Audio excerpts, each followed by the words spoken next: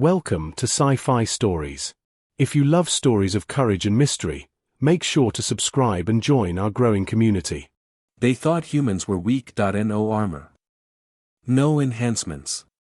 No mercy. So the galaxy sent its strongest warriors to watch human training. What they witnessed terrified them. The orbital camera feed streamed live into the High Council chamber of the Varnak Imperium. On the command deck of the dreadnought Visharak, Admiral Tkol clicked his mandibles in mild amusement. The so-called deathworlders had finally opened their military training facilities to the Galactic Alliance.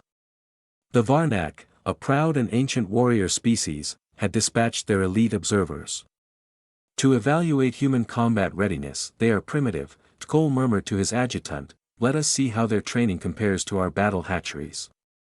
The screen flickered to life. A vast wasteland filled the display, cracked red clay, jagged black rock, and a sky burning white with heat. Environmental data scrolled across the feed. Temperature, 42 degrees C. A massive dust storm churned on the horizon. Then the humans appeared. No exo-suits. No cybernetic enhancements. No energy shields, only sweat-soaked flesh.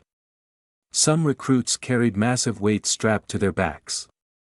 Others dragged heavy sleds loaded with sandbags across the scorched ground. The smallest among them, barely adults by human standards, ran while screaming rhythmic cadences, boots hammering the dirt into thick clouds of dust. They send their younglings first, one Varnak observer muttered. No, another whispered, antennae trembling. These are the younglings. The feed shifted. Human recruits crawled through thick mud under tangled barbed wire as stun drones descended. Every electric shock sent bodies jerking. They screamed, they cursed, they kept moving. One collapsed, unconscious. A scarred instructor, missing an eye, grabbed the recruit, slapped him awake, and threw him back into the mud. That one is injured, a Varnak tactician gasped. He's motivated, the instructor barked. And if he ain't, he'll repeat the entire course.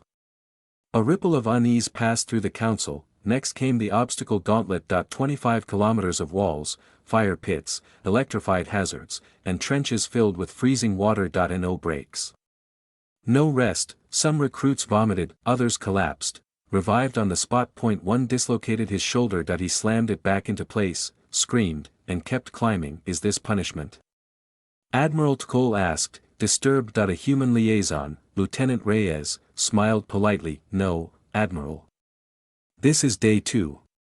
Silence. They still have gas mask combat drills, full kit mountain sprints, and sleep deprivation week.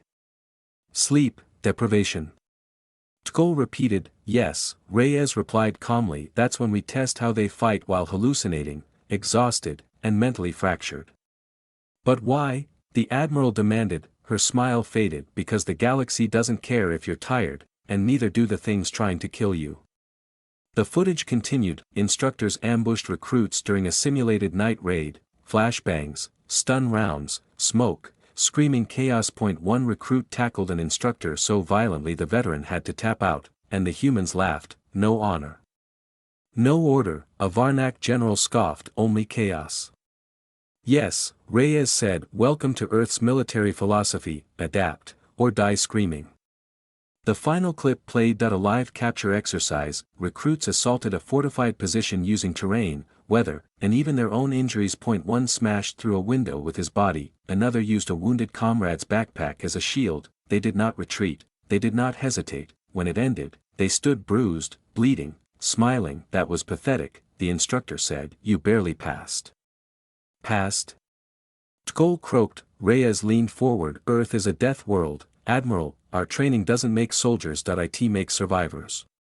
Silence filled the bridge. Recall the observers, Tkol ordered. Cancel joint drills. We are not ready to fight with humans, and certainly not against them. Far below, on the red soil of Earth, a young recruit wiped blood from his nose and grinned. Is that all you got? Even the stars did not answer.